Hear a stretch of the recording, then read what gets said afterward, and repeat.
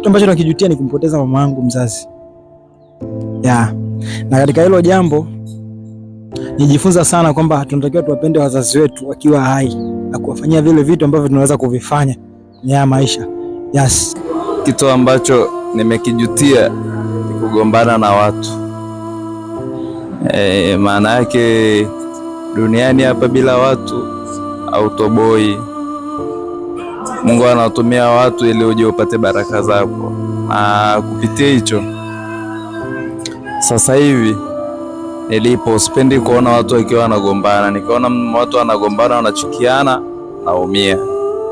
Kwa namna hiyo tu. Kitu kimoja ambacho wangu niliwahi kujutia au ambacho najutia sana. Niliwahi kujutia ambao baadaye nimetumia kama lesson kwacho. Niliishi maisha ambayo sikubahatika kumwona mzazi wangu akifa.